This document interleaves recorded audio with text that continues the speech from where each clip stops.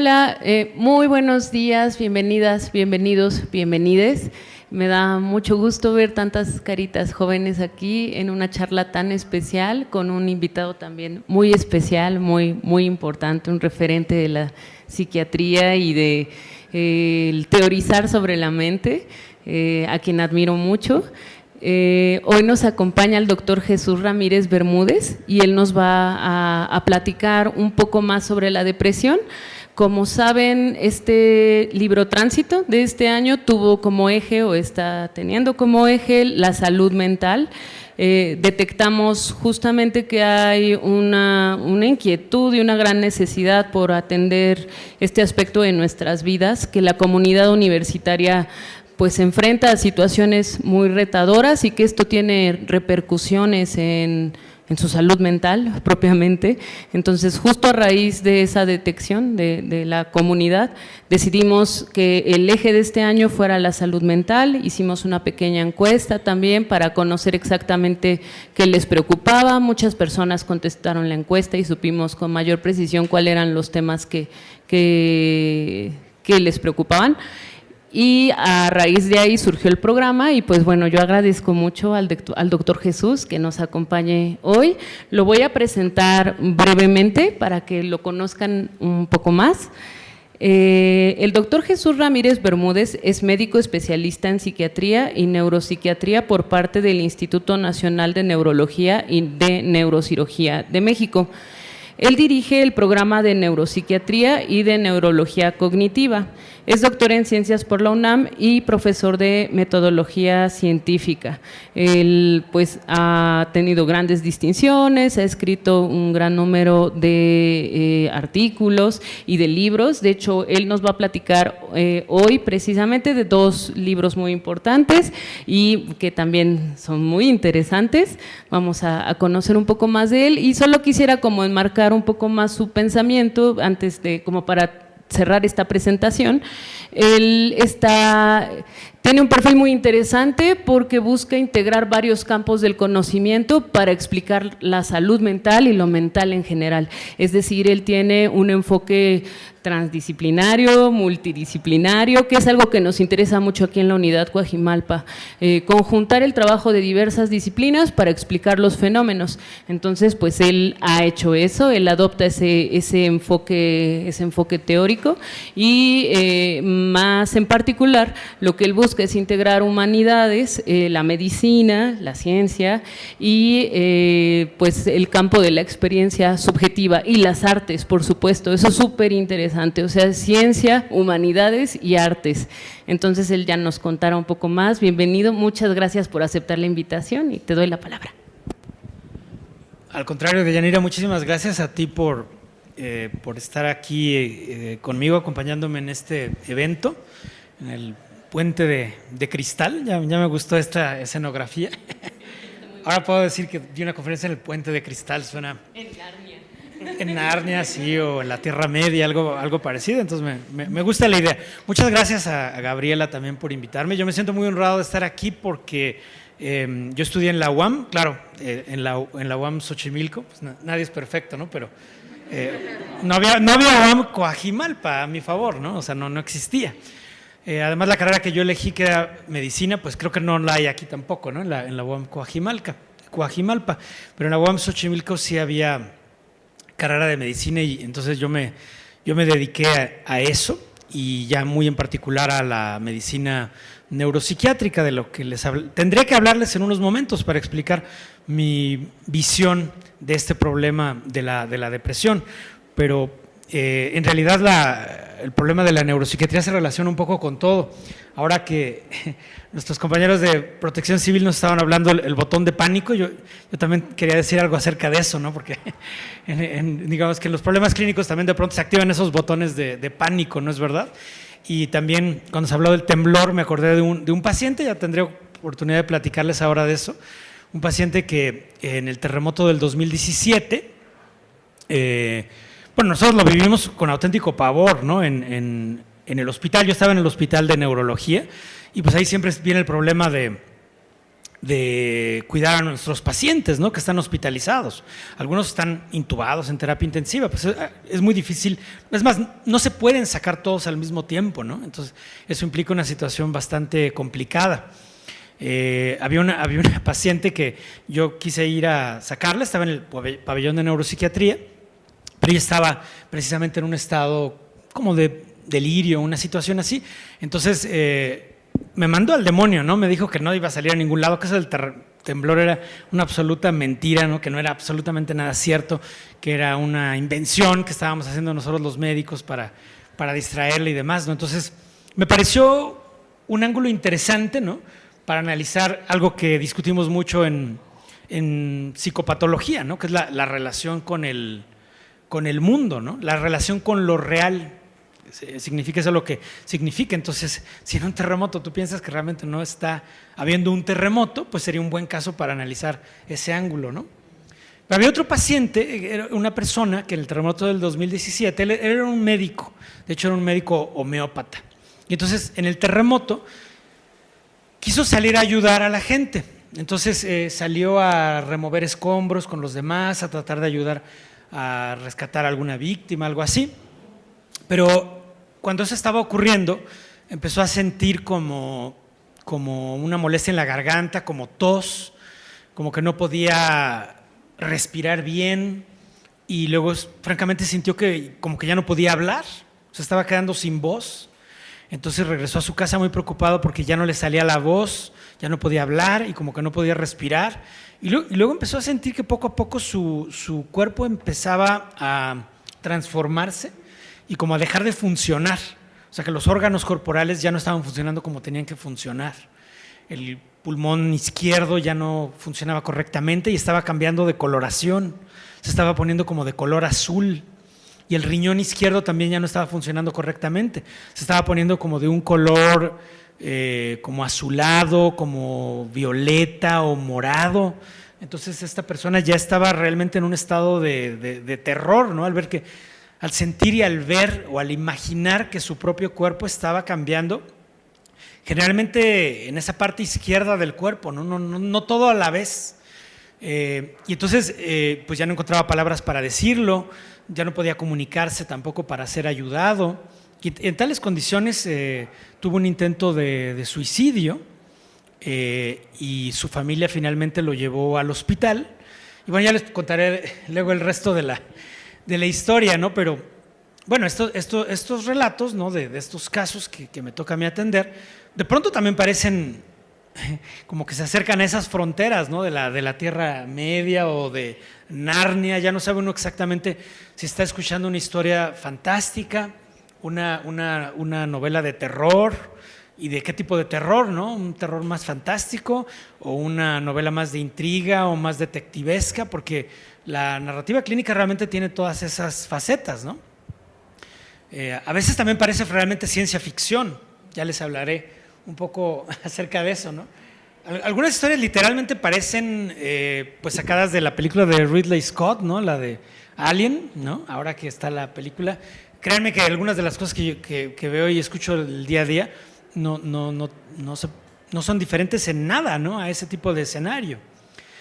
Entonces eso me ha animado a estudiar estos problemas clínicos y a tratar de buscar un poco lo que tú comentabas, ¿no? De Yanira, una perspectiva transdisciplinaria o multidisciplinaria, pero digamos, yo he tratado de adoptar esa perspectiva, no porque yo piense que por defecto es mejor la multidisciplina o es mejor la transdisciplina. Lo que pasa es que son problemas que no pueden ser explicados desde un solo ángulo. Entonces, o sea, si el problema fuera simplemente explicable desde la perspectiva, por ejemplo, de la neurología, pues entonces yo simplemente me dedicaría a la neurología y se acabó, ¿no? O si el problema nada más fuera explicable desde el punto de vista de la sociología o de la antropología o de la psicología, pues entonces eso sería suficiente. El problema es que las personas que experimentan este tipo de problemas, por lo menos los problemas severos que me toca atender, no sabían que su problema tenía que ser explicado nada más de la neurología o desde la psicología o desde la antropología. Entonces pueden tener un poco de todo eso.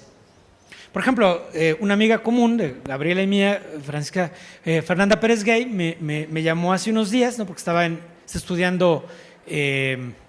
está estudiando psiquiatría en Montreal, y trajeron en helicóptero a una persona que venía de una comunidad, pues realmente una comunidad, digamos, originaria de allá, ¿no? No habla correctamente ni inglés ni francés, que son las dos lenguas que se podrían hablar en Montreal. Ella está en un hospital inglés, ¿no? El de McGill, pero en general la gente habla francés, pero la paciente no hablaba ni francés ni inglés, ¿no? Sino una de las lenguas originarias, exactamente no sé cuál es la lengua que hablaba, ¿no? Y entonces las personas que más o menos le entendían sentían que su lenguaje era completamente incoherente. Entonces se planteó como un problema psiquiátrico. Sin embargo, también había la preocupación de que pudiera tratarse de un problema neurológico del lenguaje. Entonces le hace una tomografía de cráneo que sale normal y entonces se concluye que la paciente tiene un problema psiquiátrico y se manda al pabellón de psiquiatría, donde la paciente se encuentra con un cuadro como de catatonia, o sea, de inmovilidad y mutismo prolongado, sin comer, sin tomar líquidos, empieza a complicarse también. Y entonces en esas condiciones me habla Fernanda y me dice, oye, esta paciente está rarísimo el problema, no sabemos muy bien qué tipo de problema tiene. Bueno, 4 o 5 días después resultó que siempre sí era un problema neurológico del lenguaje, o sea, tenía un trastorno neurológico del lenguaje, un infarto cerebral en el área del lenguaje, y que entonces hace que seleccione una palabra por otra, ¿no? Entonces, cuando sistemáticamente seleccionas una palabra por otra o una sílaba por otra, pues tu lenguaje puede ser completamente incoherente y entonces los demás pueden pensar que tu problema que tienes un problema severo del pensamiento, como en un cuadro psicótico de esquizofrenia o algo así, ¿no? Entonces, al final, sí era un problema neurológico y sí era un problema también antropológico, en el sentido de que si nadie habla tu lengua, pues es muy difícil decodificarlo, ¿no? Por eso les decía yo que cuando atendemos problemas clínicos, pues necesitamos esa mirada un poco multidisciplinaria o transdisciplinaria, porque pues nosotros no sabemos si estamos parados en medio de un problema antropológico o neurológico o psiquiátrico o psicopatológico o sociológico o una convergencia de todo lo anterior, ¿no es cierto? A mí me gusta pensar que necesitamos ser políglotas epistémicos, le llamamos, ¿no? Que es una terminología un poco rebuscada, pero quiere decir que necesitamos hablar muchas lenguas. ¿De acuerdo? Ok, bueno, esta era una introducción a lo que quiero comentarles el día de hoy. Yo quiero hablarles sobre el problema de la depresión, que yo sé que es una palabra pues llevada y traída en la cultura popular y donde pues, cualquiera de nosotros puede decir que alguna vez estuvo un poco deprimido y demás, ¿no? Sin embargo, yo me voy a referir más bien a este problema que se estudiaba en el siglo XIX y que son los pacientes que yo veo el día de hoy todavía. Permítanme leerles una página aquí de un fragmento, ¿no? de Emil Kraepelin en su libro Estados Depresivos, 1896. Entonces, Kraepelin ha visto para ese momento muchos pacientes que están hospitalizados en Múnich, ¿no? Donde él fundó el Instituto Psiquiátrico de Múnich. Es la época todavía de los asilos. Entonces, las personas pasan ahí a veces años o hasta décadas y no se sabe muy bien qué problemas tienen. Es la época en la que se hablaría de la locura simplemente, ¿no? En muy diversas lenguas. Ya se han empezado a hacer desde hace 100 años, en tiempos de Kraepelin, estudios anatomopatológicos. Entonces resulta que algunos de estos problemas clínicos pueden ser explicados por la medicina anatomopatológica y son enfermedades realmente como la enfermedad de Alzheimer, que se descubrirá 6 o 7 años después por un alumno de Kraepelin, Alzheimer.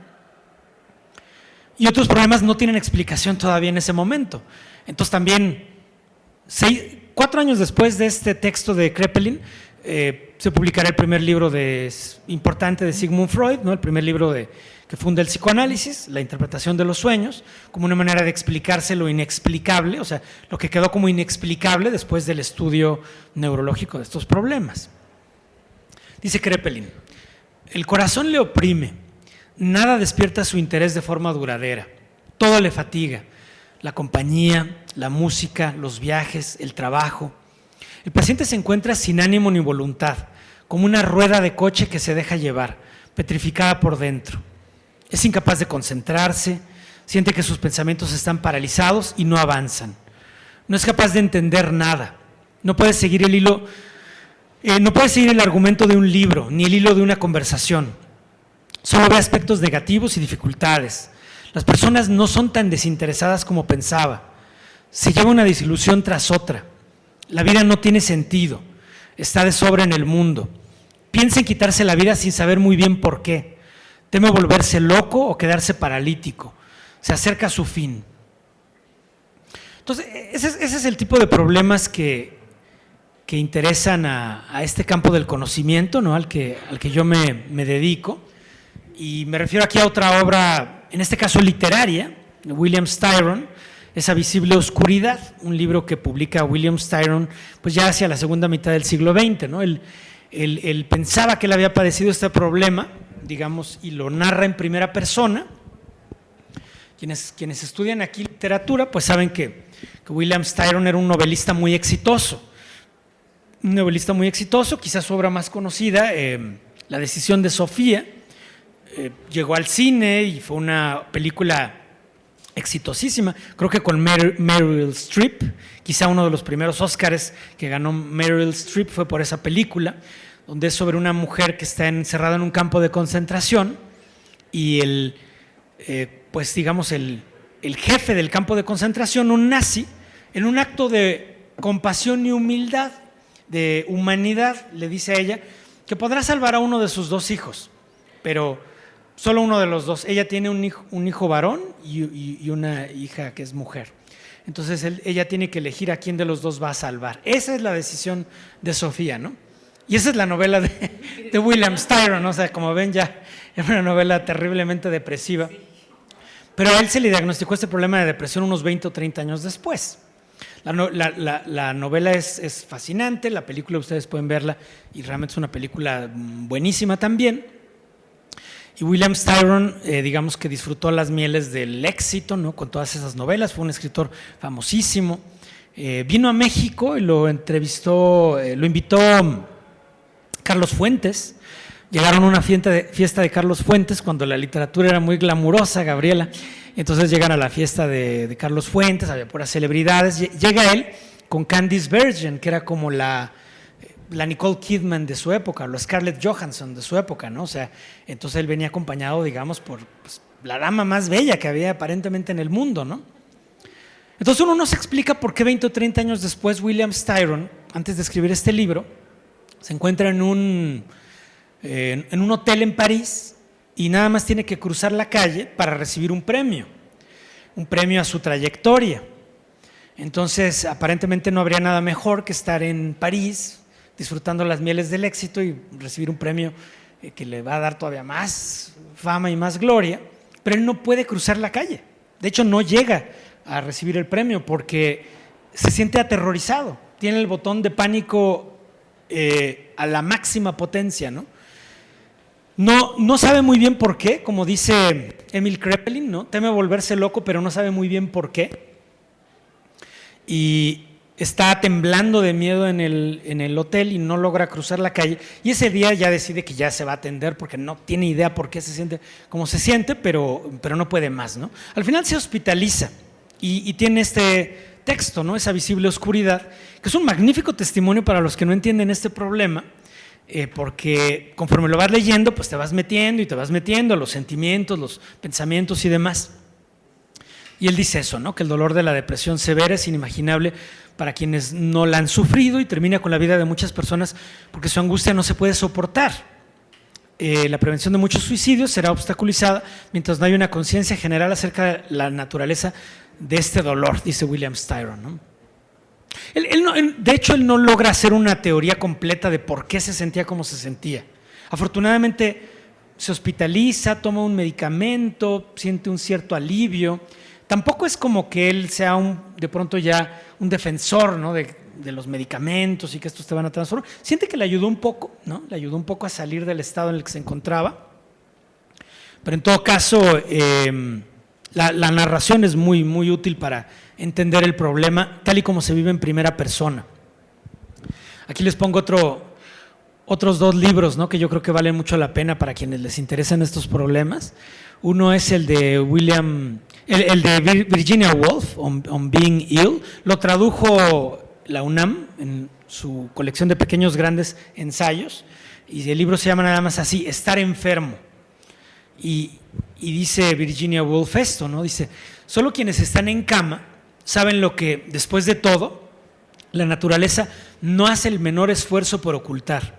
Al final, ella vencerá, el calor abandonará el mundo y, paralizados por la escarcha, dejaremos de arrastrarnos por los campos. El hielo cubrirá la fábrica y el motor con una gruesa capa. El sol se apagará. Esto es como su profecía, ¿no? de Virginia Woolf. Y bueno, pues ustedes saben que Virginia Woolf efectivamente se suicidó, ¿no? Se entregó a un río allá en Inglaterra y se ahogó. Dejó una carta preciosa para su esposo, en donde lo absolvía de toda culpa, ¿no? Le decía que pues él había sido la persona más maravillosa que ella había conocido, ¿no? Y que estaba muy agradecida con él, por haberla amado tanto y todo, pero que pues eso no aliviaba su dolor, ¿no? Y que temía volverse loca. Ella estaba escuchando otra vez voces, estaba en un estado de psicosis y realmente no podía con ese dolor y mejor se suicidó. El otro libro que aquí les presento es el de María Luisa Puga, también acaba de ser editado por la colección de pequeños grandes ensayos de la UNAM y se llama El diario del dolor, muy bueno, ¿no? Y bueno, yo tuve el gusto de conocer a María Luisa Puga. Ella me dio un taller literario acá en Michoacán y era una narradora formidable, ¿no? Es una tragedia que se haya muerto. Ella padecía más bien artritis reumatoide, entonces tenía mucho dolor físico. Pero ambos libros, el libro de Virginia Woolf y el de María Luisa Puga, pues son testimonios acerca de esta vivencia del dolor en el día a día. Y entonces yo estoy tomando como punto de partida este fenómeno, ¿no? El fenómeno del dolor, porque el fenómeno del dolor, dice Virginia Woolf, pues ya no importa si es mental o físico, ¿no? De todos modos es algo que te arrastra, ¿no? Y cuando lo sientes, pues no te lo puedes quitar de encima. Ahora, el dolor a veces tiene una explicación médica, ¿no? O sea, a veces tienes dolor porque tienes apendicitis o una pancreatitis y hay una explicación perfectamente clara, pero otras veces no hay explicación. O simplemente tomamos el caso de una neuralgia del trigémino, de un cuadro de migraña, ¿no? Pues como médico yo les puedo decir que realmente nosotros no tenemos una explicación física de por qué está ahí ese problema, ¿no? Sin embargo, el paciente, pues no porque no haya una explicación física, se quita el problema, ¿no? Y así sucede con la depresión. O sea, a veces con la depresión no hay esa explicación física. O sea, uno puede hacer un estudio de resonancia magnética, de tomografía por emisión de positrones, y no se encuentra la marca física del problema, ¿no? Pero el paciente dice, bueno, no porque tú no tengas una explicación física, a mí ya se me quitó la depresión. Eso es algo que yo le digo también a mis colegas médicos, ¿no? A veces los médicos dicen, pues la depresión, pues no sé qué es eso, ¿no? O sea, pero realmente no es como la apendicitis, donde puedes encontrar el órgano enfermo, ¿no? Miren, aquí está la marca física, la piedra de la locura, ¿no? A veces en la depresión no la encuentras. Y sin embargo el problema no se quita por decreto. Hay gente que dice, pues la depresión no es un problema médico. También hay gente que hace una crítica a la psiquiatría, ¿no? Y dice, pues la depresión no es un problema médico, ¿no? Es otro tipo de problema. Ok, de acuerdo. Es más, yo no estoy comprometido con que la depresión sea un problema médico. A mí, en cierta forma, me da lo mismo si es un problema médico, sociológico, etcétera. Yo lo que necesito son herramientas para aliviar el sufrimiento de los pacientes, ¿no? Entonces, yo en ese sentido estoy abierto a la psicoterapia, a los medicamentos, a lo que sea, con tal de que se alivie el dolor. Es un punto de vista pragmático, ¿de acuerdo? Entonces, este libro sobre la depresión, pues básicamente analiza, primero, la historia del concepto, ¿sí? La historia del concepto es que la melancolía ciertamente era un problema que existía en la antigüedad grecorromana, ¿no? Habla de esto Hipócrates, hace unos 2500 años, aparecen las primeras referencias al problema de la melancolía. Era la enfermedad de la bilis negra. Y con esta metáfora de la bilis negra, que no se tomaba como metáfora, se pensaba que era una realidad, ¿no? O sea, una sustancia real. Porque ciertamente algunas personas, cuando estaban aquejadas de melancolía, tenían un vómito muy oscuro y esta era la bilis negra. Hay quien piensa que el problema de la melancolía simplemente es un problema de una mala traducción y que lo que las personas realmente tenían era malaria.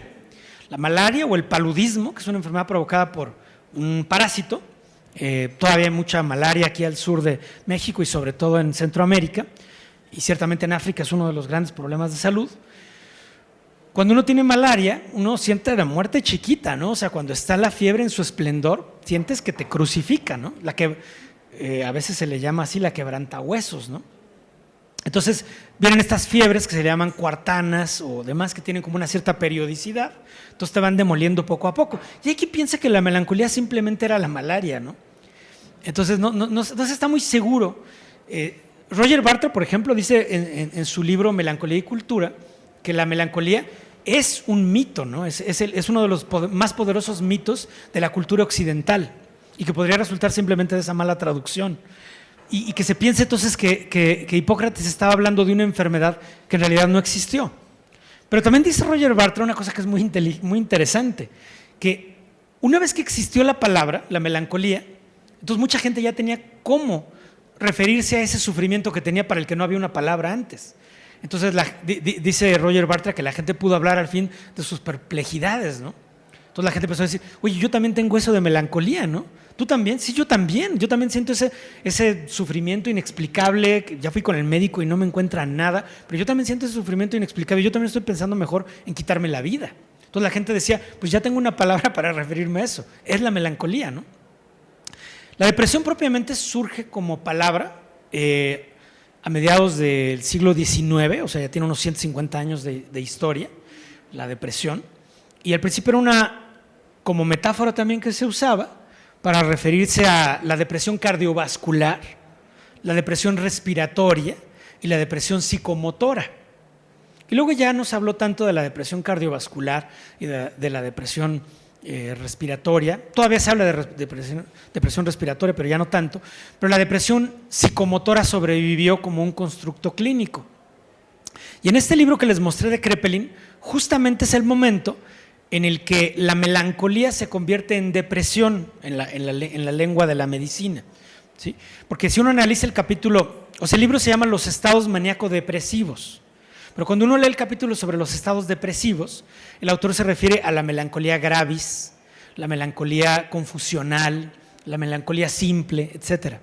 Entonces, y todavía cuando uno abre un libro así de psiquiatría convencional, todavía hay la depresión melancólica, que es una forma especialmente grave de depresión. Bueno, entonces el libro tenía como propósito hacer, digamos que una explicación científica del problema de la depresión, tal y como yo lo entiendo, y quiero hablarles ahora unos minutos acerca de eso, si me lo permiten, y posteriormente, en otro momento de esta plática, me gustaría hablarles de este otro libro, ¿no? Que es La melancolía creativa, y que es como, yo le decía ahora a Deyanira que es como, son como dos hermanos, ¿no? Uno se fue a estudiar literatura, es la melancolía creativa, y el otro hermano se fue a estudiar medicina científica, y es el libro de la depresión, ¿no? Lo que pasa es que yo siento que para entender este problema se necesitan esas dos miradas, ¿de acuerdo? Entonces, si me lo permiten, les daré en unos 10 minutos, Deyanira, una visión panorámica del problema del científico de la depresión, y luego hacemos una pausa ahí, a lo mejor te dejo la palabra y después en un segundo momento podemos hablar del otro tema. ¿Te parece? Ok, muy bien. Entonces, miren, ahora sí ya me voy a referir, digamos que a los últimos 50 años, ¿no? de la investigación en medicina, en psicología, en psiquiatría, en neurociencia y demás. Entonces, cuando uno analiza el problema de la depresión, realmente lo que uno tiene es un conjunto de signos y síntomas. No hay más que eso.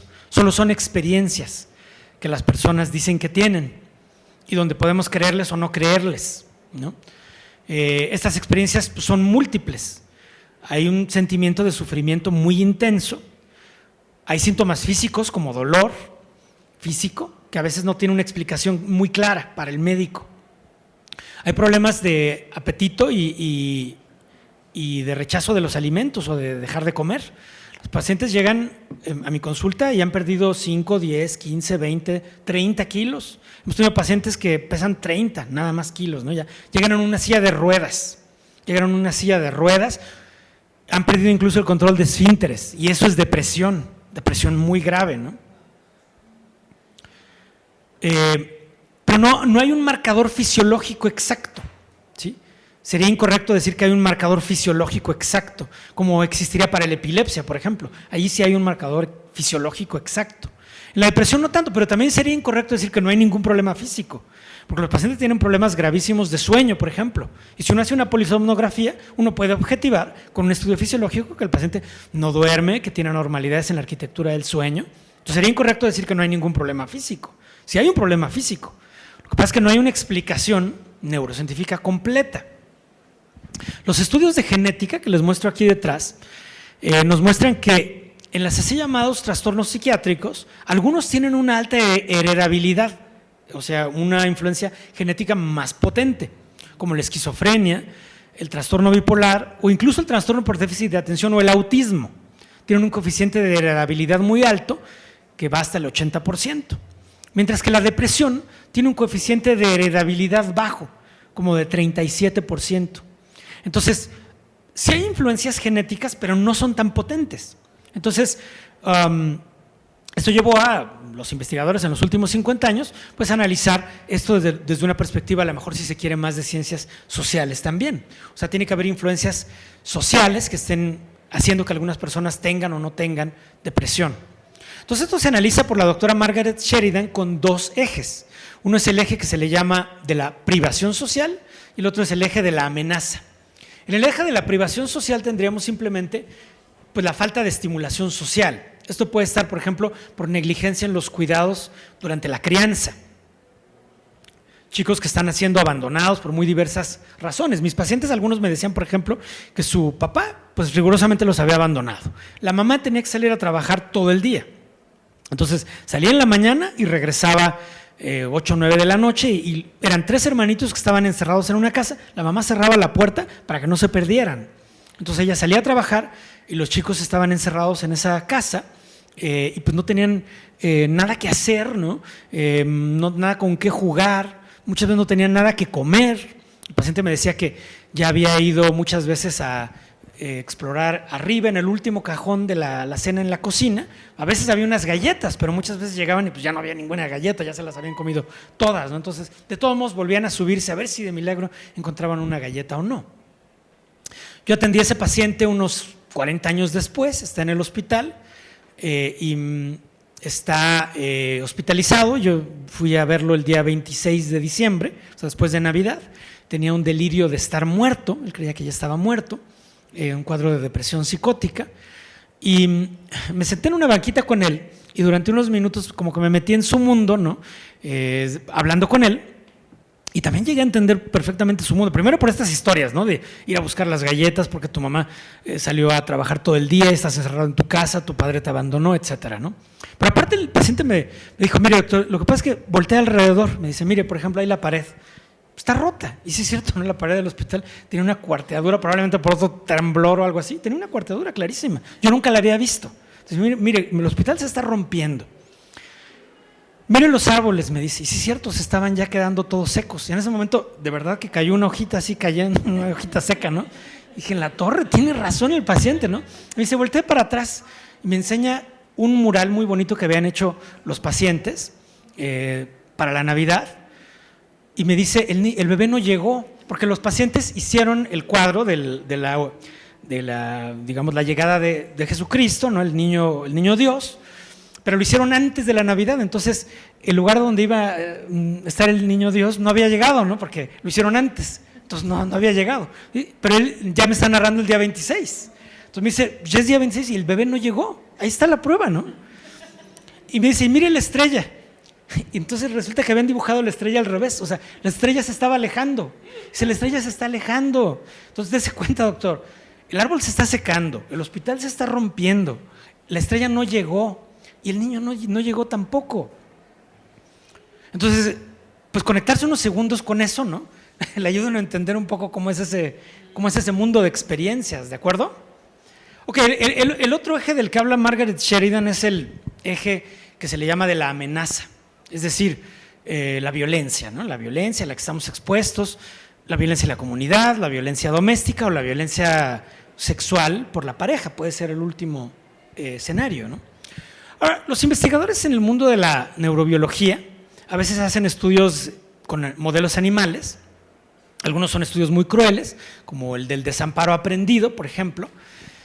En estos modelos, pues, son estudios que se hicieron en los años 60 y demás, ¿no? Literalmente, lo que se hacía es que a un grupo de perros se les daban electroshocks, ¿no? Entonces tenían dolor cuando se portaban mal.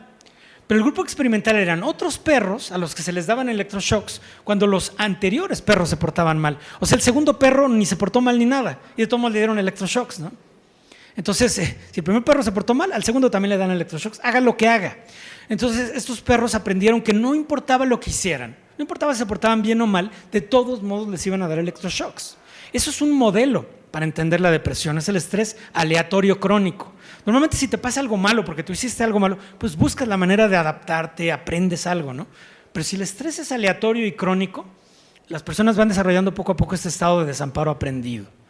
Ahora, los investigadores demostraron que desde la etapa in útero, si la mamá, por ejemplo, está expuesta a un estado de mucho estrés, entonces, en este caso, por ejemplo, el embrión o el feto que está dentro de la madre también está en un entorno donde hay cambios en hormonas de estrés, cambios en algunos citoquinas proinflamatorias, que se le llama, que son algunas sustancias que median la inflamación. Entonces, el feto, el embrión, ya está creciendo en un entorno donde hay hormonas de estrés, hormonas proinflamatorias, etcétera, etcétera, ¿no?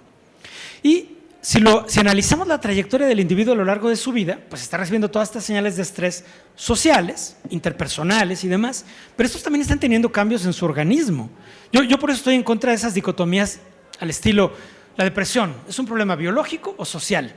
Bueno, es que pues, nosotros somos biológicos y sociales, yo no sé por qué tendríamos que estudiar nada más el cuerpo, como si estuviera aislado del resto del universo, o nada más la sociedad, como si no hubiera un cuerpo físico que por supuesto que tiene un corazón, tiene un pulmón, tiene un riñón, ¿sí me explico?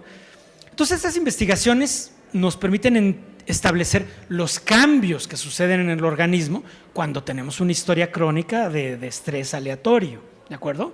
Esa sería un poco la perspectiva y no voy a entrar en los detalles, si les interesan los puedo mostrar, pero hay un estudio que se hizo en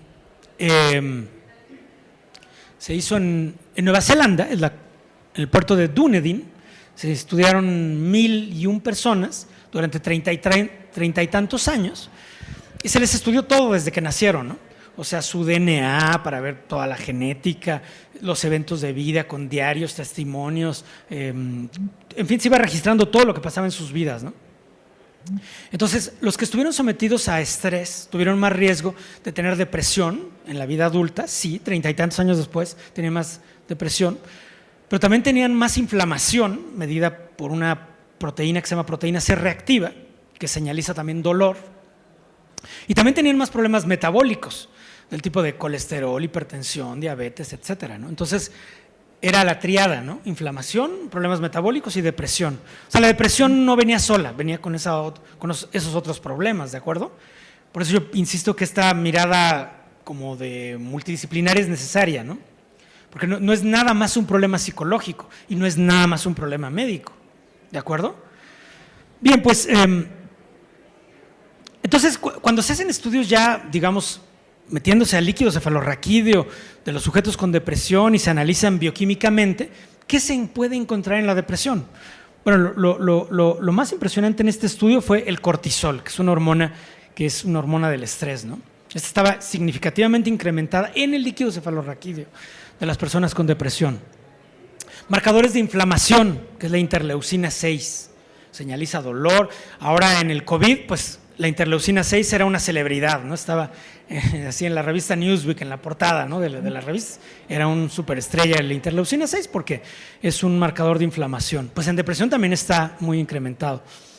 Y había disminuciones, o hay disminuciones en las concentraciones de factor neurotrófico derivado del cerebro, que es una molécula que participa en la plasticidad cerebral. O sea, esto es muy importante, ¿no? Porque entonces quiere decir que todas estas experiencias tempranas, ¿no?, llevan a la formación como de esquemas con los que nos comportamos y luego cuesta mucho trabajo reorganizar esos esquemas, ¿no? O sea, transformar, digamos, nuestros esquemas de aprendizaje. Yo creo que la terapia psicológica, médica y demás debe de buscar este reaprendizaje en un sentido, ¿no? Ahora, cuando se analiza con imágenes cerebrales, ¿no? Por ejemplo, aquí hay una muestra de 10,000 sujetos con depresión, los cambios no son tan espectaculares, ¿no? O sea, no es como si estuviéramos analizando problemas como la epilepsia o la enfermedad de Alzheimer o demás. Y yo lo veo esto como una buena noticia, ¿no? En el sentido de que sí hay cambios biológicos, como hemos mencionado, pero nunca se ha demostrado, por ejemplo, que hay una lesión neuronal, muerte neuronal, por ejemplo, ¿no? Sí hay cambios cerebrales, pero no muerte neuronal. En mi opinión, eso es un elemento que debería darnos cierto optimismo, ¿no? De que es posible generar una transformación terapéutica. Sin embargo, esta investigadora, Lisa Feldman Barrett, muestra una teoría muy interesante de la depresión, que es una teoría que le llama alostática o metabólica. ¿Qué quiere decir esto? Bueno, lo que ella hace es lo siguiente. Ella analiza las señales que provienen de nuestro propio organismo, las señales que llamaríamos interoceptivas. O sea, las señales que vienen del corazón, del pulmón, del riñón, de la piel, y nuestro cerebro tiene que integrar esas señales. Entonces les llamamos señales interoceptivas. Y nosotros tenemos una conciencia interoceptiva. Por ejemplo, cuando empezamos a sentir ganas de ir al baño, ¿no? Tenemos una conciencia interoceptiva. Cuando tenemos dolor, tenemos una conciencia interoceptiva.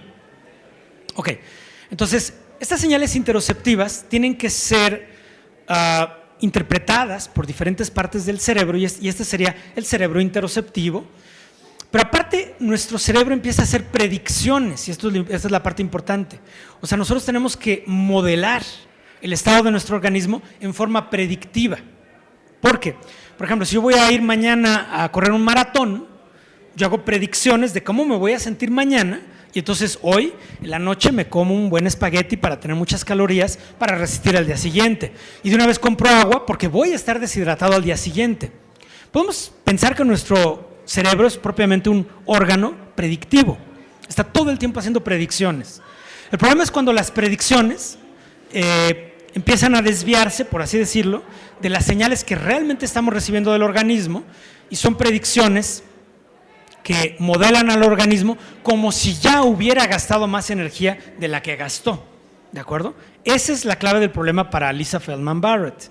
Entonces, nuestro cerebro está haciendo predicciones donde nos dice que nuestro organismo tiene un desgaste energético mayor al que realmente tiene. Pero esto nos deja dos problemas.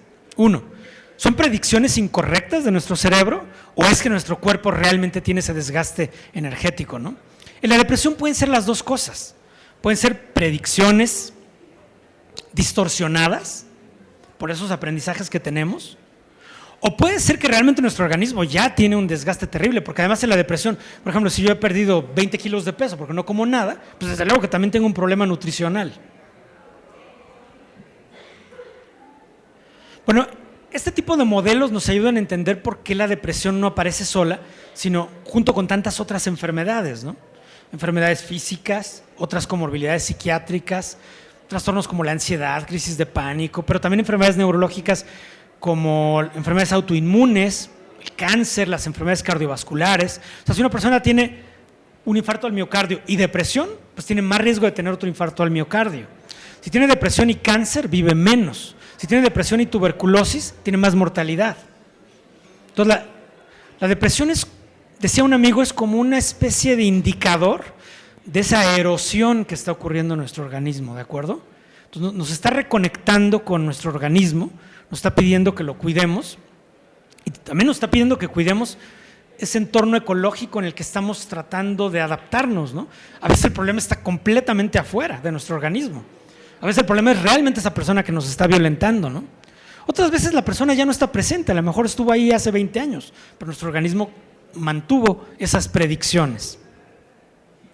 Entonces, por ejemplo, vemos esto, ¿no? Es una persona que tiene hipertensión arterial, tiene mucho estrés, tiene un problema cognitivo severo, y en este caso, por ejemplo, es una persona que ya tiene una enfermedad cerebrovascular, que ya no le permite interactuar con el entorno, y aquí podríamos decir que la depresión señaló unos 5 años antes de la enfermedad neurológica, pues señaló que ya estaba ocurriendo una transformación patológica en el organismo, ¿no? Otras veces realmente se puede hacer una explicación médica del problema de la depresión cuando son casos de depresión muy graves. Voy a acabar esta exposición con esta lámina que se refiere a esta persona que les decía yo que en el terremoto salió a ayudar en los escombros, sintió que ya no podía hablar, sintió que ya no se podía mover, sintió que sus órganos ya no funcionaban y llegó realmente a tener la convicción de que estaba muerto. Estas ya son formas muy graves de depresión que le llamamos depresión psicótica. En particular es el así llamado delirio de Cotard, que fue estudiado en el siglo XIX por los clínicos de esa época. Y bueno, este es un caso donde nosotros pudimos demostrar que realmente había una enfermedad neurológica detrás. ¿Cuál es esta enfermedad? Por eso les digo que la neuropsiquiatría a veces también parece ciencia ficción, ¿no? Porque estas son, a veces hay, por ejemplo, en mujeres, un tumor de los ovarios, son teratomas de ovario, y estos teratomas, si quieren ustedes por un error biológico, producen neuronas. Y esas neuronas expresan un receptor que es el receptor NMDA de glutamato, y el sistema inmune pasa visitas, si ustedes quieren, ¿no? Analiza los órganos, encuentra esas neuronas que no tienen que estar donde están, entonces desarrolla anticuerpos contra esas neuronas, son anticuerpos antineuronales. Y también, si quieren ustedes por otro error biológico, esos anticuerpos antineuronales viajan al sistema nervioso, entran al cerebro y atacan a las neuronas en el propio cerebro, produciendo estos cuadros de encefalitis autoinmune. Y cuando analizamos clínicamente el problema, ¿cuál es el aspecto que tiene? Pues el aspecto que tiene es de una persona que sale a ayudar en el terremoto y de pronto siente que no puede hablar y de pronto siente que ya no se puede mover y empieza a tener un delirio de Cotard. A veces tiene o no tiene crisis epilépticas, ¿sí? Entra en un cuadro de catatonia que lo puede llevar a la muerte. Sin tratamiento, la mortalidad de este cuadro es un 25%. Perdonen si esta historia es un poquito aterrorizante. Yo les advertí que la narrativa clínica podía tener esa faceta, ¿no? A veces parece como una investigación policíaca, a veces parece como una historia de terror, a veces parece como una historia fantástica, a veces parece una novela realista de Dostoyevsky, ¿no? Entonces, te dejo la palabra, Deyanira. No, pues es muy impresionante y además hiciste ver de manera muy clara cómo está interrelacionado, o sea que realmente no se limita a un solo aspecto, sino que si bien el sustrato físico es crucial y está ahí, también todos los aspectos de las vivencias y la manera en la que se forman las creencias, pues incide muchísimo en eso. Casi ya tenemos que ir cerrando la charla porque vamos a tener un taller a continuación. Pero pues quisiera que, o sea, como también tratando de retomar un poco el otro libro, el hermano literario del libro sobre la depresión del que ya nos hablaste, y quizás acotándolo un poco más al contexto universitario, ¿tú dirías que el manejo de la creatividad podría ofrecer una alternativa para mitigar este sufrimiento del que nos has hablado? O sea, ¿qué papel juega la creación artística, la creación literaria y la creatividad en general para aminorar este padecimiento, para hacerle cara, para procesarlo? O sea, como incluso pensando en una función terapéutica de la creatividad. ¿Qué podrías agregarnos o agregar al respecto y también como considerando pues las experiencias de las jóvenes personas universitarias? Claro, sí, y además no sé si alguien a lo mejor quiere hacer algún comentario o algo antes de cerrar. Si alguien tiene alguna pregunta o comentario, pues ahora sería el momento de hacerlo. Si no es así, yo voy a contestar la pregunta que me hace Deyanira para cerrar esta presentación. Entonces, en efecto, el problema que tú planteas es lo que yo me preguntaba en este otro libro, la melancolía creativa, y porque cuando analizamos este famoso mito de la melancolía que le llama Roger Bartra, dice Roger Bartra que aparece unos siglos después de Hipócrates una variación del mito, y es que en el problema 30 de Aristóteles se pregunta a Aristóteles por qué todas las personas de excepción en el campo de la poesía, las artes, etcétera, son melancólicas, dice él, ¿no? Entonces queda como una especie de relación entre estos dos problemas, la melancolía y la creación. Ese es el problema que a mí me interesó estudiar en el libro. Y digo, así para rápidamente darles una de las muchas hipótesis. Hay quien piensa que hay muchas formas en que se podrían relacionar los dos problemas, ¿no?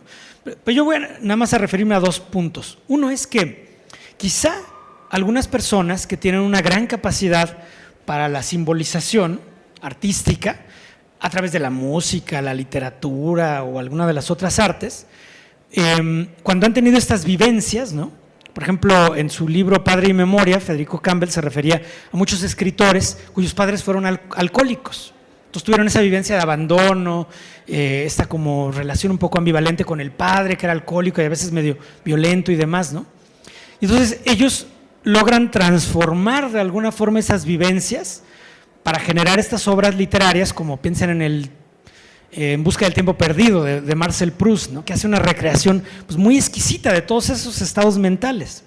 Entonces, a través de la literatura nosotros tenemos como una ventana para estudiar esa dimensión emocional de los seres humanos, y esa sería, digamos, que una manera de ver la relación entre creación artística y melancolía, ¿no? En ese sentido, lo que la creación artística nos da simplemente es una ventana para ver y estudiar con detalle, con cuidado, todos esos estados mentales y demás, ¿no? Pero hay una segunda idea, que es que la propia creación artística, como pone en palabras o utiliza alguna herramienta simbólica que puede ser musical, coreográfica y demás, ayuda a transformar propiamente esas propias señales psicobiológicas, si ustedes quieren, que antes de ser nombradas están generando estados emocionales muy calcinantes, ¿no? Pero que no han sido explicados por la propia persona. ¿Se acuerdan cuando les mencioné las palabras de Kraepelin? Decía, no sabe muy bien por qué teme volverse loco, no sabe por qué, ¿no? Esa es un poco la razón de ser de toda la psicoterapia, ¿no? Encontrar el por qué, ¿no? Encontrar el cómo, el cuándo, el dónde, ¿no? ¿Cómo me volví así? ¿Por qué me pasó esto? Uno quiere una explicación, uno quiere reducir la incertidumbre.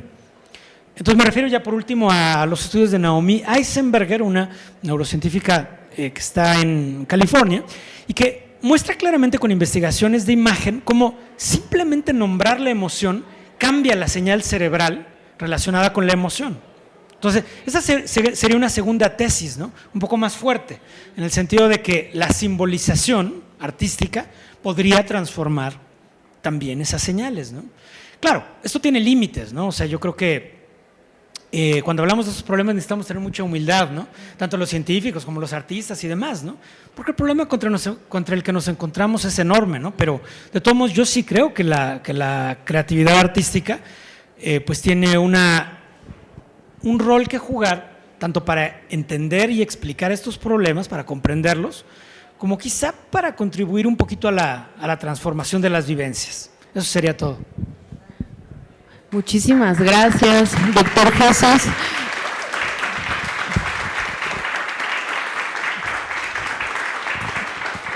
Muchas gracias. No sé, tenemos oportunidad de una sola pregunta. Si alguien quiere que esta charla le haya movido algo y quiera compartirlo o preguntarle algo al doctor Jesús, tenemos así un pequeño chancecito de una pregunta. ¿Alguien se anima o ya estamos bien?